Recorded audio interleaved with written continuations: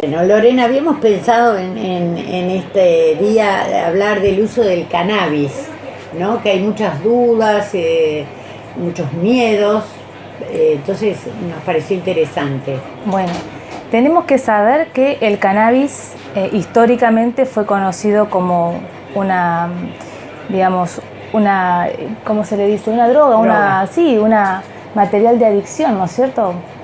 Lo conocemos como marihuana y que se fuma.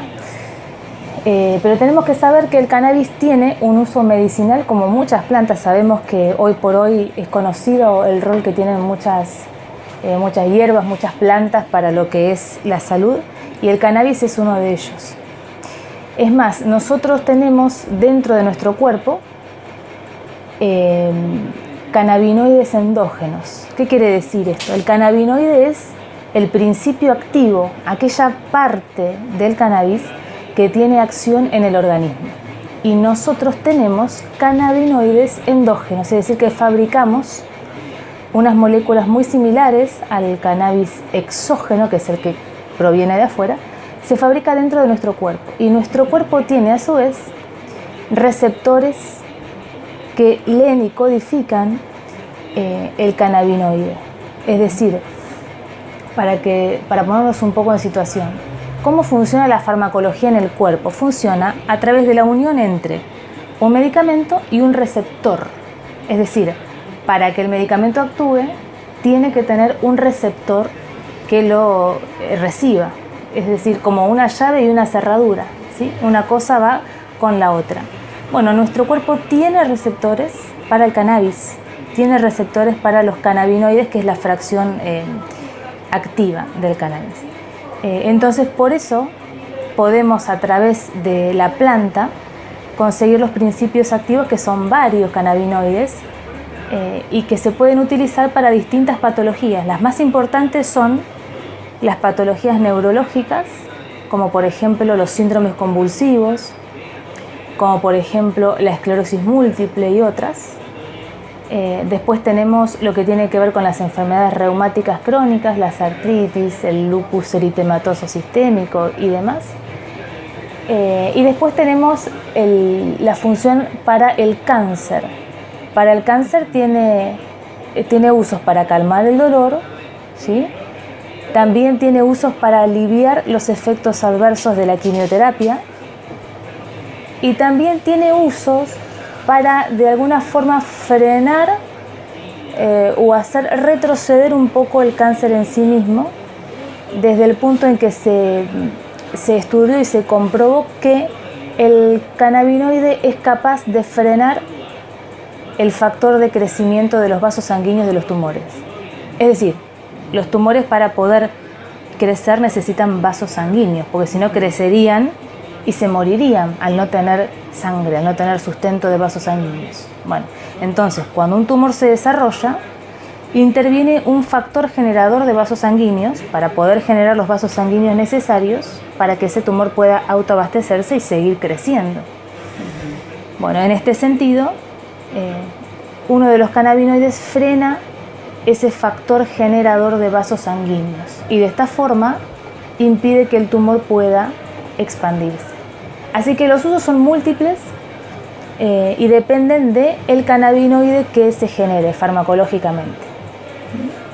Una pregunta, Lorena, en base a lo que estás diciendo, que la verdad que no sabía, interesantísimo, sobre todo que somos receptores, que tenemos cannabinoides dentro de nuestro cuerpo, esto no lo sabía.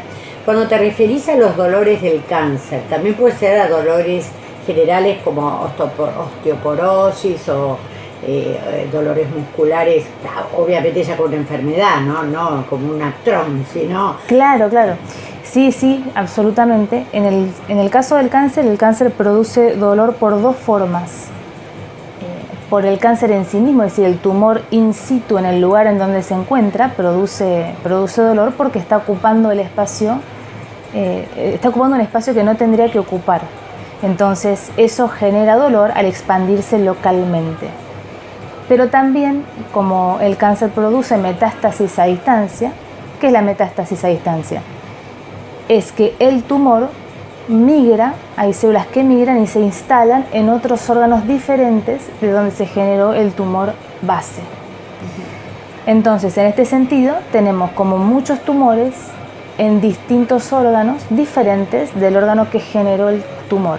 Y pasa exactamente lo mismo, esa metástasis está ocupando un lugar que no debe ocupar, está ocupando un espacio que debería estar vacío o en su defecto ocupado por otra cosa, y eso genera dolor.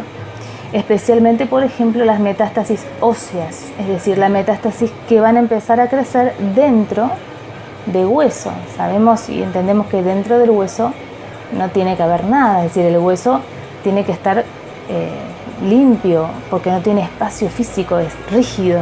Entonces, lógicamente, una metástasis que está creciendo en un hueso es altamente dolorosa.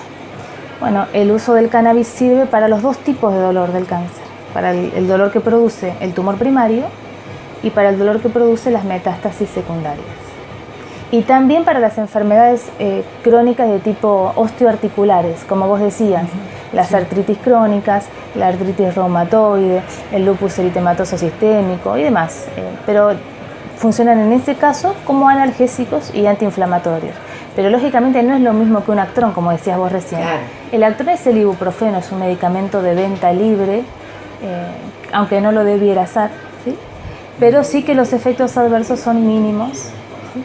Y no está indicado bajo ningún punto de vista que las personas consuman medicación sin indicación de un médico, ni siquiera un Actron. Pero bueno, sí sabemos que esto no pasa en la vida real y que el Actron, así como otros tipos de medicación muy básica, son utilizados a libre demanda. Bueno, este tipo de medicación, como los cannabinoides, son mucho más complejos y actualmente en la Argentina está aprobado su uso a través de una ley que se promulgó en 2017, pero el acceso a esta medicación es un poco dificultoso porque hay que inscribirse en el Registro Nacional de Pacientes en Tratamiento con Cannabis. Y eso lleva toda una serie de trámites que hay que aportar historias clínicas, hay que aportar hasta el currículum vitae del médico que lo está recetando. ¿Y qué tipo de cannabinoide se va a necesitar? Porque no es un único cannabinoide, sino que son varios, como decíamos recién, dirigidos a la patología específica. Entonces, bueno, es una droga mucho más compleja y va con receta especial, con la receta que se hace para los estupefacientes, que son recetas especiales, no es la receta común y corriente que hace cualquier médico, sino que son recetas archivadas. Así que bueno, el acceso es un poco más complejo, por eso te decía, no es lo mismo que tomar un Actron, por supuesto, no. ¿Sí? Es mucho más complejo.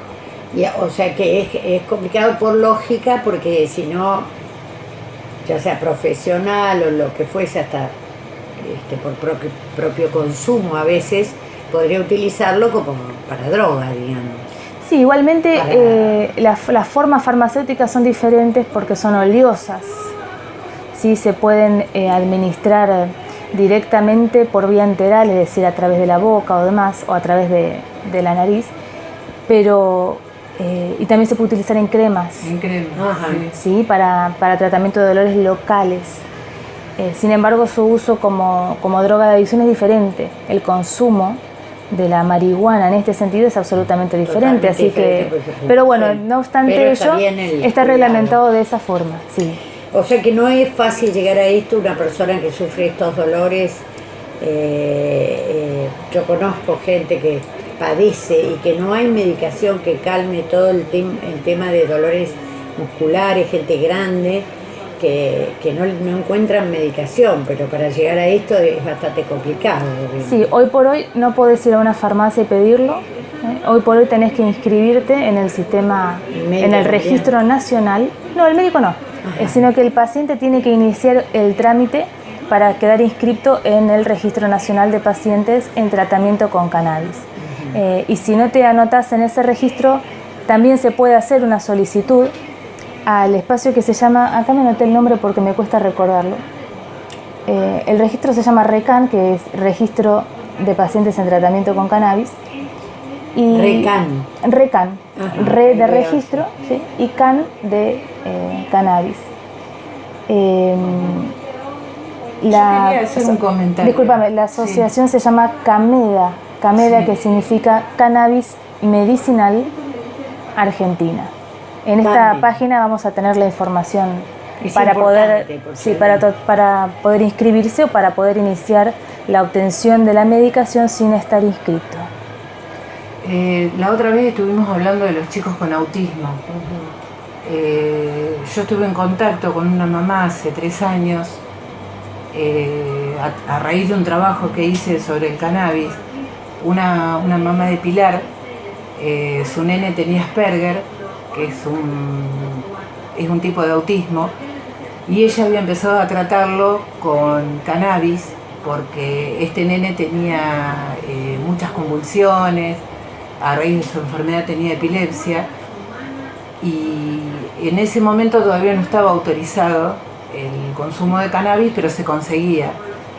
Y ella había empezado a darle una gotita por día sin dejar los medicamentos que habitualmente el nene tomaba. Y yo le preguntaba cómo se animó a darle esto. Hablo de 3 años atrás, ¿no? Hoy está un poco más estudiado. Pero ella me decía que veía que el cannabis le iba haciendo efecto positivo al nene, porque era un nene que tenía mínimo 10 convulsiones diarias, lo cual le iba quitando neuronas. Y el resto, los medicamentos que le daba el médico, los medicamentos comunes, llegó un momento que no le hacían efecto. Entonces prefería probar esta nueva para nosotros, ¿no? Nueva medicación, a seguir continuamente con un medicamento que realmente no le hacía efecto. En ese momento ya estaba probando las dos cosas. A fin de este año pasado le volví a enviar un mensaje para saber cómo estaba. Ella era Patricio y Luciano el nene, y estaba mucho mejor, y ya le había dejado de dar la medicación convencional. O sea que es otro. Sí, los resultados aspecto, ¿no? son muy cannabis. buenos. Sí. Los que hemos tenido posibilidad de ver en vivo y en directo un paciente convulsionando, la verdad que el tiempo de acción del cannabis es muy rápido. Es capaz de frenar una convulsión severa en cuestión de segundos o minutos.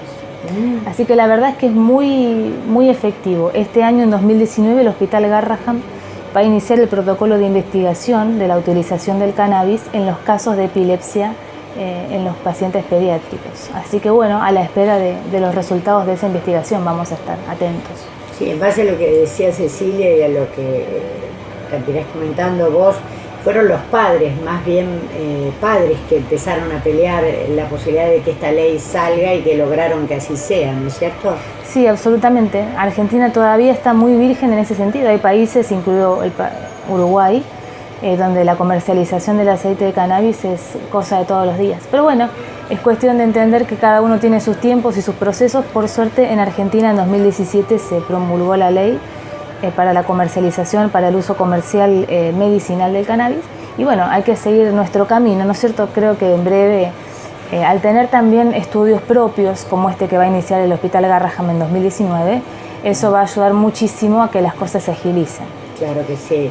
Y una duda que me quedó, Lorena, hablaste de cáncer y de metástasis. ¿Previene la posibilidad de una metástasis o solamente quita dolor?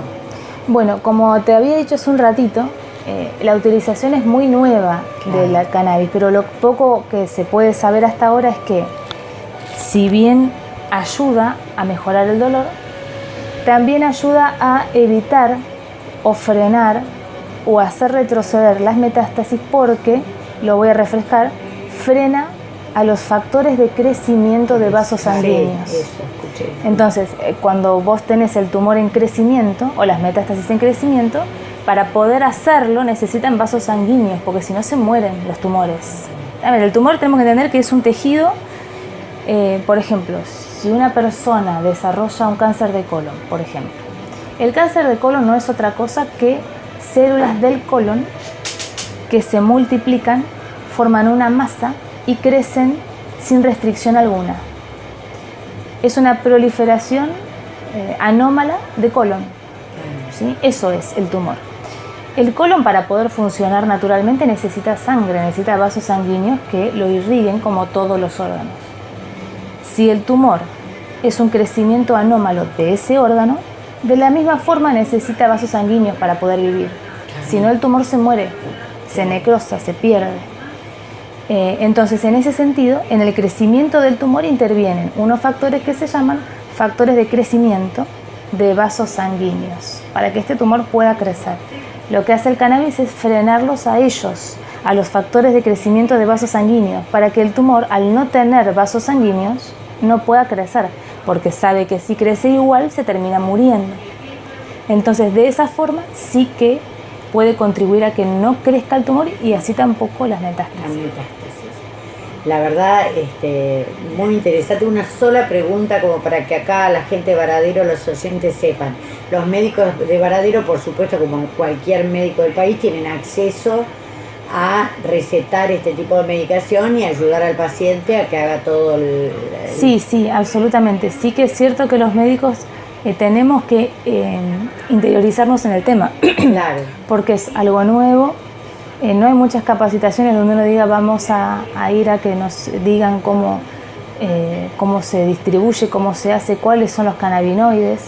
Entonces, a la hora de confeccionar la receta hay que saber bien qué es lo que vamos a pedir. Uno no puede poner, no sé, aceite de cannabis y ya. Hay que saber cómo se llama, cómo viene, qué forma farmacéutica tiene, cuántos mililitros, qué variantes hay. Así que bueno, en ese sentido hay que instruirse un poquitito, pero sí que cualquier médico puede ayudar a que la persona pueda presentar la documentación que necesita. Un resumen de historia clínica, es decir, por qué el médico está recetando cannabis, si no hay otro medicamento que pueda solucionar el problema y que sea de más fácil acceso. Así que explicar por qué esa persona necesita de cannabis, qué se espera de ese resultado, la receta correspondiente y, como dije también, dentro de los ítems que se solicitan para inscribirse, hay que poner también el currículum del médico. Y qué bueno, así hilando finito, ¿no? Que hablamos una vez, Lorena, de presentar proyectos, ¿no? Quizás también sería un buen proyecto en salud, capacitación sobre el cannabis, el uso del cannabis para los médicos locales. Absolutamente, ¿no? me parece una gran idea. Sería bárbaro que lo sientes vos, que sos... Sí, vamos a trabajar, te lo prometo. Vamos a trabajar en eso. Es muy interesante porque la verdad que estamos hablando de posibilidades de prevenir metástasis de cáncer, de quitar dolores. De hecho, en Varadero hay muchas personas que me han consultado a causa de esto. Pero me incluyo también en la falta de información que hay, es general para los profesionales. Como no es algo que uno pueda recetarlo como cualquier medicamento, ir a la farmacia y comprarlo, uno tiene que interiorizarse porque no está bajada la línea de arriba para que uno pueda, o para que uno reciba en el marco de la formación continua que tenemos los médicos. A los médicos nos llega información de todos lados, nos llegan mails, nos llegan a través del colegio de médicos, de la caja de médicos, de páginas de medicina. Bueno, la verdad que la cuestión del cannabis está bastante virgen, entonces hay poca información. Así que bueno, en este sentido me parece fantástico trabajar en que los profesionales de la salud puedan tener mayor acceso y mayor información sobre esto.